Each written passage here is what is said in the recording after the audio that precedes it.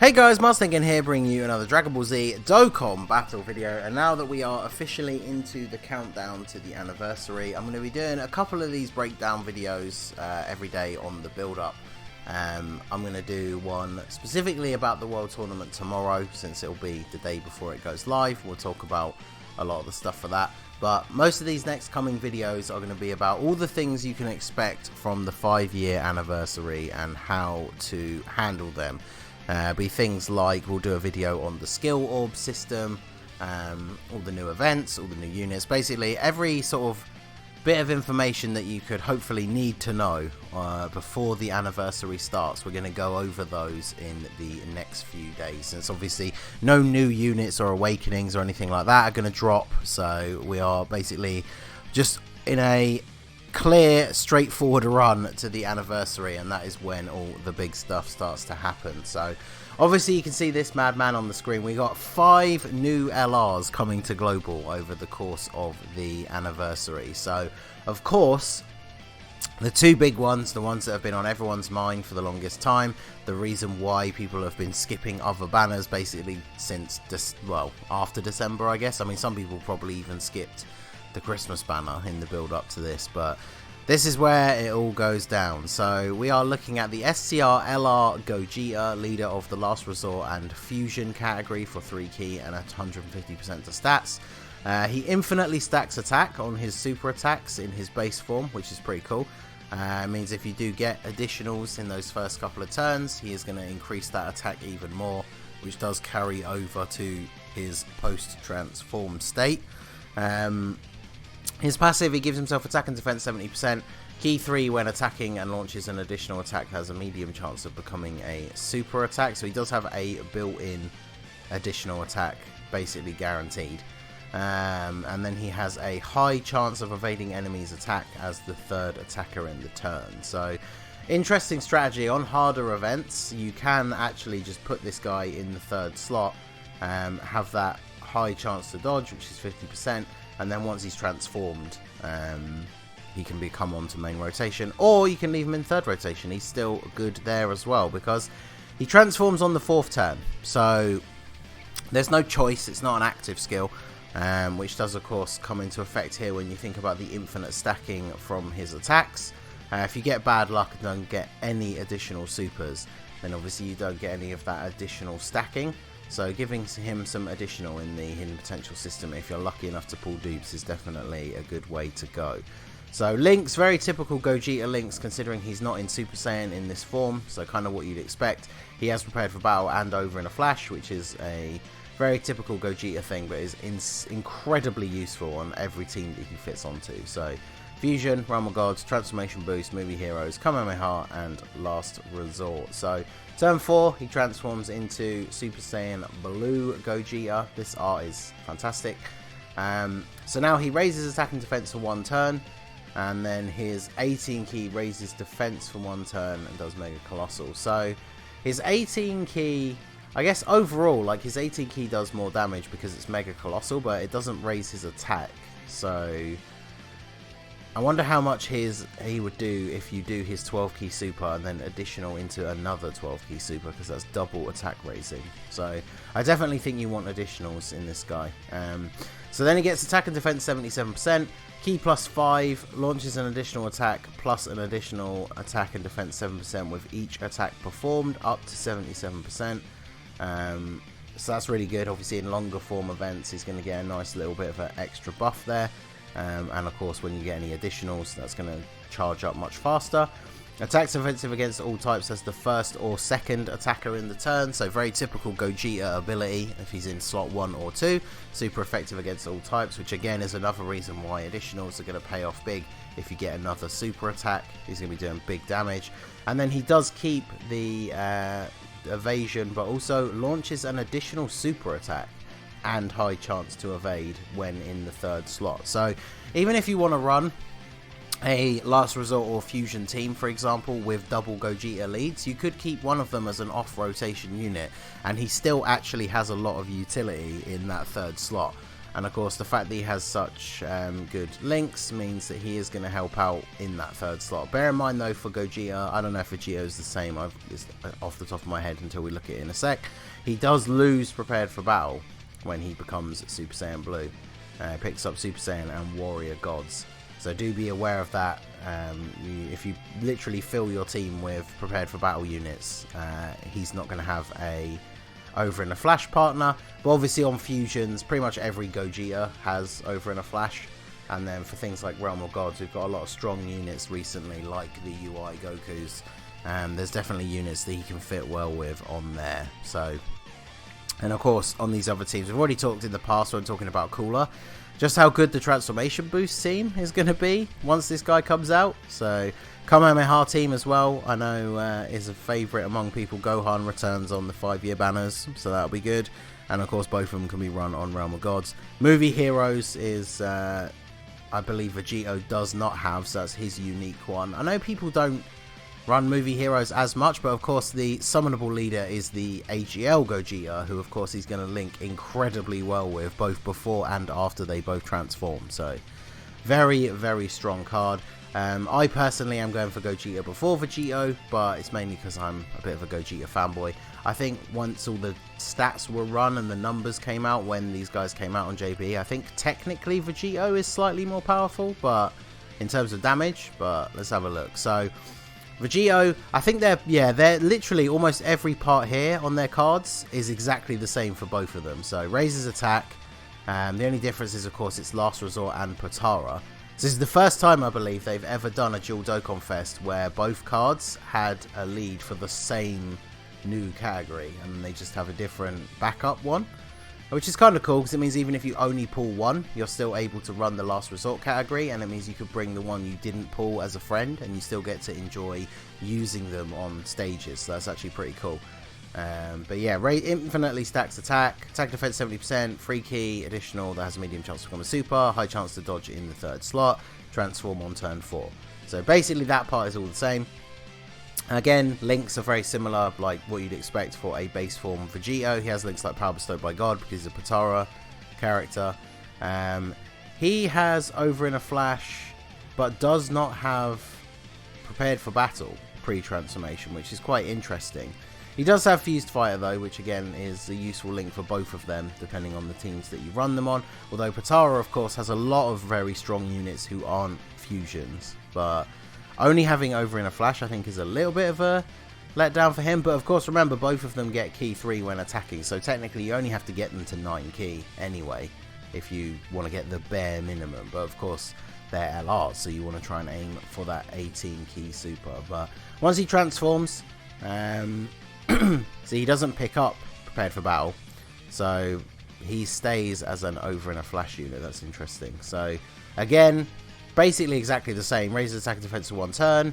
Raises defense only for the Mega Colossal. 77% attack and defense.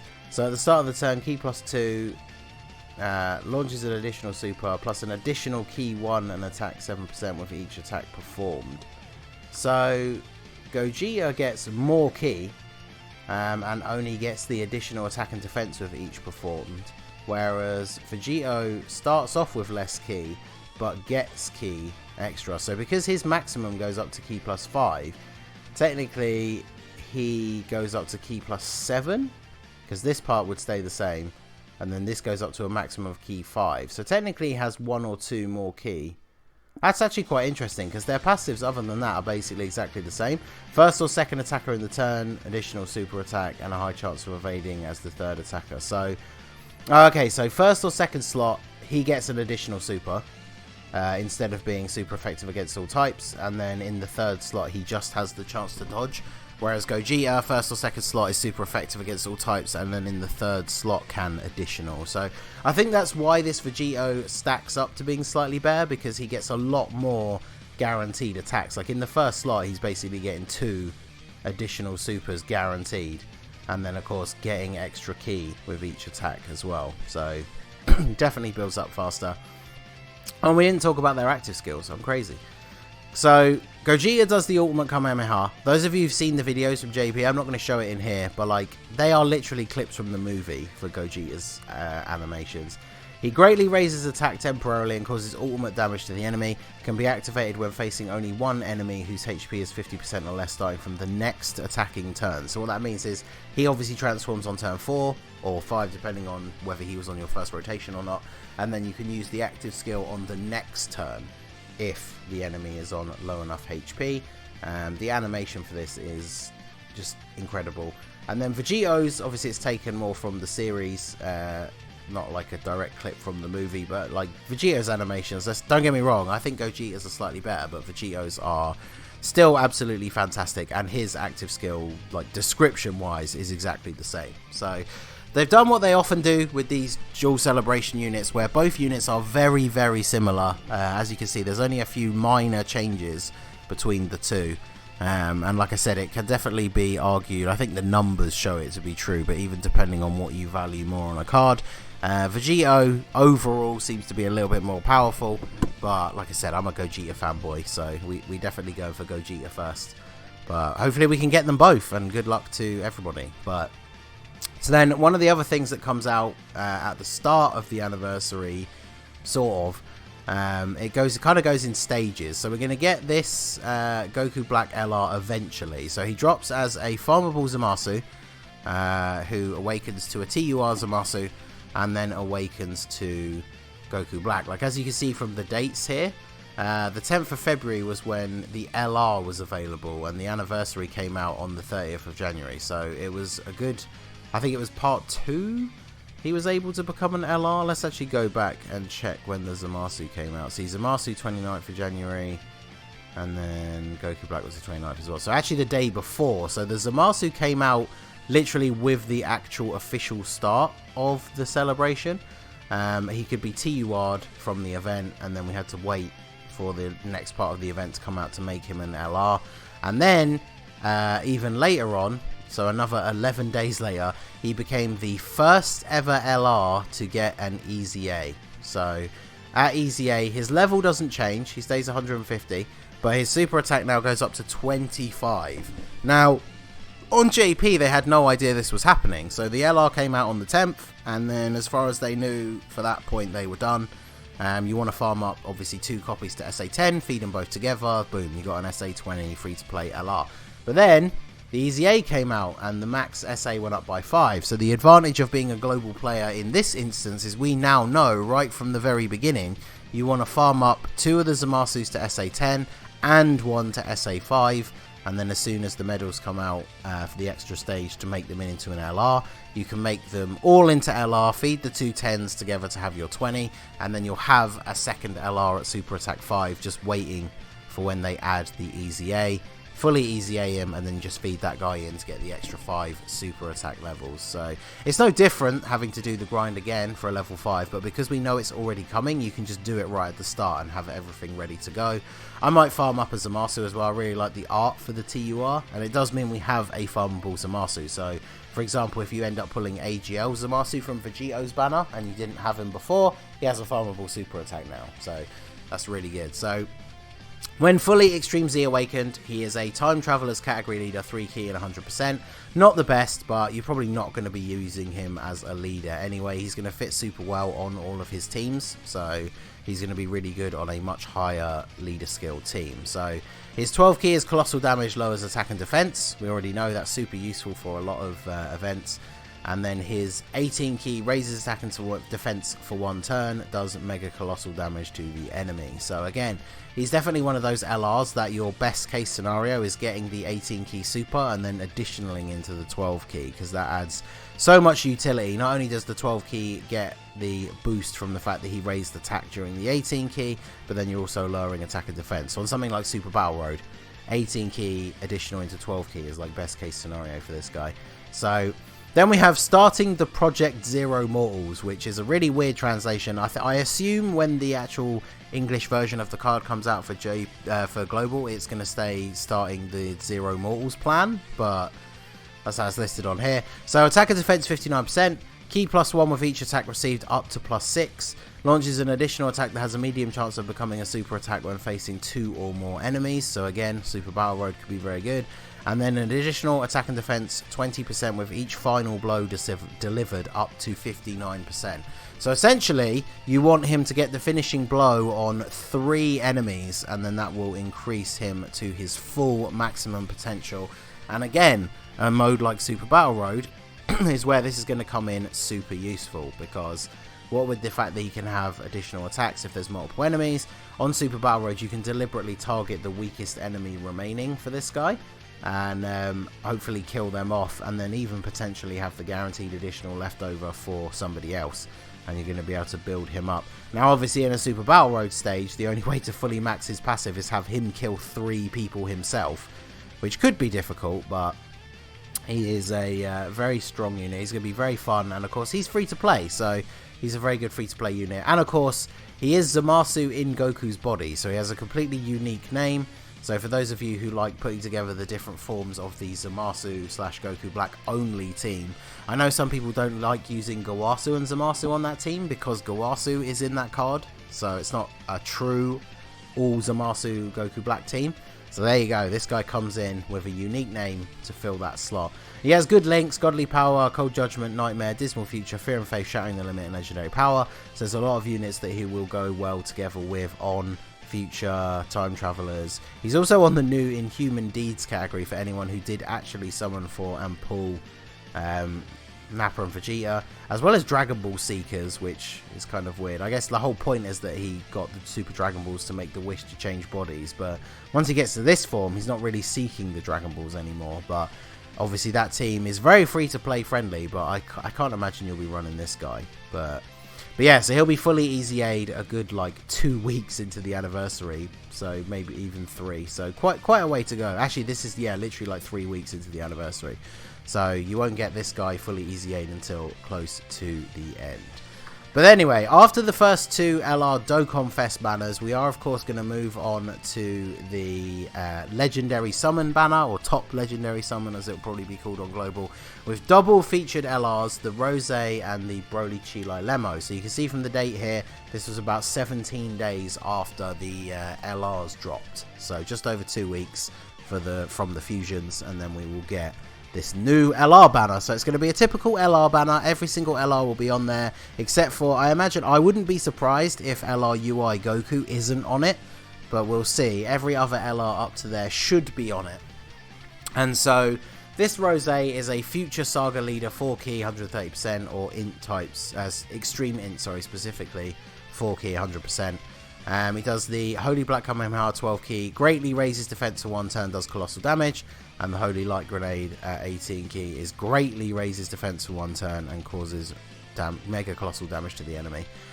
His passive skill, attack and defense 66%, plus an additional attack 6% per key meter bar up to 120%, and then key +2 with each final blow delivered up to +6, recovers 6% HP at the end of a turn in which attack was received. So this is the kind of ability that AGL Metal Cooler has, which I think is very useful. So any turn where this guy takes damage, you're going to recover 6% health at the end of the turn, which is really useful. And yeah, so 3 hits he needs to take, and then he's getting key +6 from his passive. He then gets the additional 6% per key meter bar up to 120%. So basically, when you're getting a full 24 key super, this guy's getting a huge attack boost, and then he greatly raises his defense. So now, those of you remember, I know a lot of people didn't agree, but when this unit first dropped, Truth went on a big thing about how this guy is as good, if not better, than the fusions, and ended up doing some pretty in-depth videos to compare them. And so the one thing I will say, after all of that information finally came out, I think he accepted that Rose is not as good as the fusions, but it's kind of like UI Goku, where the main argument is the fusions are good, but not like super busted until they transform, whereas this Rose is able to be incredibly strong on turn 1, just like UI Goku, if UI Goku dodges a bunch of attacks. So if you're able to get a lot of key on the first turn, and get like his 18 key super, maybe with a key a little bit above 18 for this whole thing here with the extra attack, he hits some pretty crazy numbers in the very early turns. But even with greatly raising defense on his 18 key super, he's not that great defensively. So it's interesting that we obviously on Global got the AGL Rosé's Easy A before this guy ever came out. And the AGL one is definitely better defensively, I think, but he's never going to hit the kind of numbers that this guy hits. And then, of course, this guy has a Rage mode, so when you're at HP 66% or less, HP restrictions are annoying, but at least it's not 50, and it's starting from the 6th turn only, so unfortunately, you're very unlikely to see this in a lot of events. Because in the longer form events like Infinite Dragon Ball History or the Legendary Goku event, this Rosé isn't that great. Like, with only having greatly raises defense and then 66 defense as part of his passive, because remember the rest he only raises attack, he's going to get slapped by Int UI Goku, so that'll be interesting. But when you activate his Rage mode, it becomes one of those things where he gets a guaranteed super like every time, I believe. He also gets extra ki, so it's a lot easier to get that 18 key super, and his attacks are effective against all types. So if you do ever get to see this Rage mode, he is going to absolutely destroy whoever is in front of him, and the art for the Rage mode form is amazing. Like, I actually love this. If I was going to get a Rosé tattoo, it would probably be this artwork. It's so good. But yeah, there's not much else to say. Rage mode, you get the one turn, you go absolutely ham. If you ever do get to see it, you probably completely wipe out whoever's there. And then there you go. So again, just like a lot of these LRs with the category 4 key and 130%, you probably won't be running him as a leader, but if you have Tech Trunks, especially if you pull him from Vegito's banner, he's going to be really, really good on that team, alongside like a Zamasu or even the new LR, even though the new LR is of course Shattering the Limit unit, because he has very good links. Remember, Rosé always kind of gets away with having good links, because even though he's a bad guy, so he has like Fear and Faith, Big Bad Bosses, he is Rosé, he's in a Saiyan body. He has Super Saiyan, he has Kamehameha. You know, he links really well with quite a lot of the teams you can fit him in, and he's on a lot of good categories, including Exploding Rage and Kamehameha. So, very, very good. And then, last but definitely not least, we have the Broly, Chilai, and Lemo card. The only thing I immediately find very strange about this card is that it's an extreme type. Chilai and Lemo are never particularly, like, quote-unquote bad guys, and like Broly wasn't really, but by the end of the movie definitely not, because remember the card is called A New Life on Vampa, and it has the three of them together on the planet. Like, Broly's got the bandages, so this is set after the movie, so it's kind of weird to me that it's extreme, but I guess they just felt that it needed to be extreme for the teams that they fit on. I don't know, it seems kind of weird, because they are a movie bosses category leader, 4 key, 130%, or extreme physical.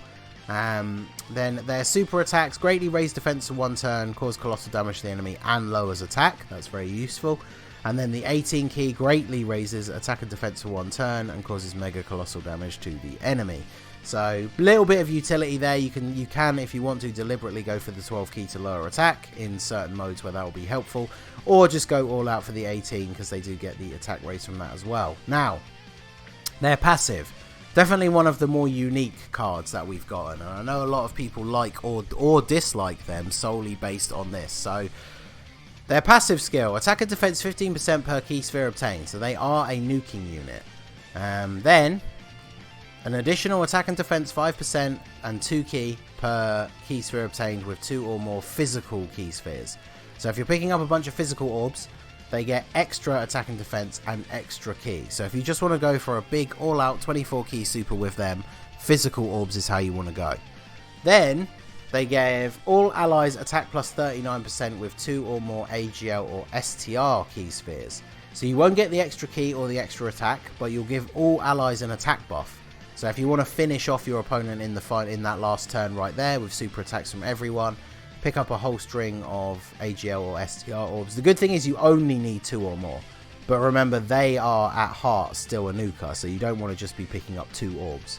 And then of course for tech or int, they give all allies defense with 2 or more orbs. And of course, bear in mind, you can't get, like, the way the game works, as you all know, you can't pick up AGL and tech orbs in one go. So you've got to decide how you want to do this based on each turn, and sometimes the decision will be made for you by the orb layout. So bringing orb changes on teams with these guys will definitely be useful if you want to go for a specific one of these strategies.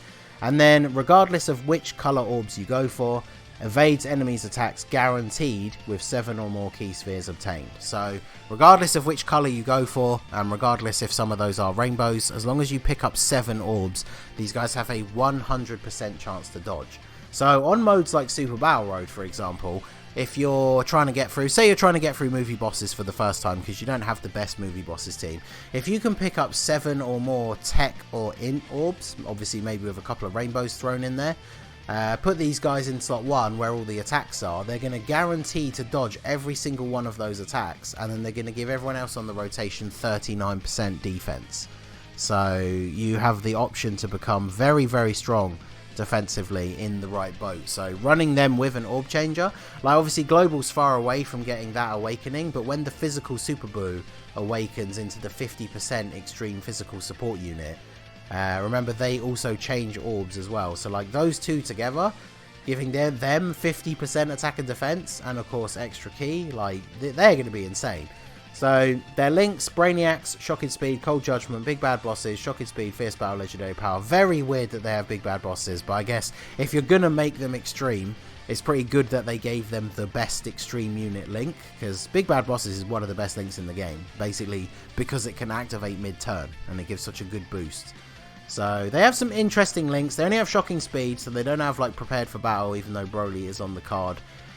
Their attack links are literally just Brainiacs and Solid Support, apart from Big Bad Bosses, and of course Legendary Power because they're an LR. But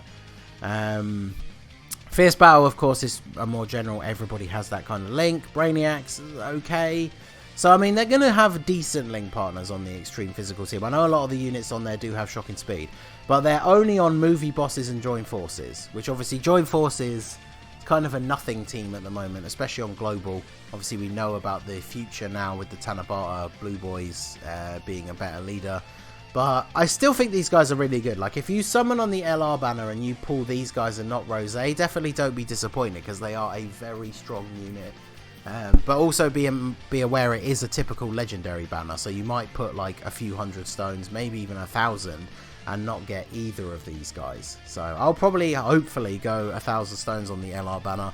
Hopefully we will pull one copy of both of them, but that of course will remain to be seen. So good luck to everyone on your summons. Obviously this guy is the only one that we're all going to get guaranteed. Hopefully we all do pull at least one copy of both the fusions, because they are insane. Like people have been saying to skip everything for the 5-year for a good reason, because these guys are absolutely ridiculous. So yeah, lots of stuff to come. I know a lot of people out there, you probably knew all of this stuff about the LRs already because we've been patiently waiting for a long time, but I just wanted to give this detailed breakdown to everyone of all 5 of the new LRs that are coming for the anniversary. So like I said, tomorrow's part will probably be about the World Tournament because it's about to drop. We will go over all of the new units and the rewards and all that kind of stuff, and then after that we'll look into some more stuff like the orb system, the skill orbs, chain battle, all that kind of good stuff.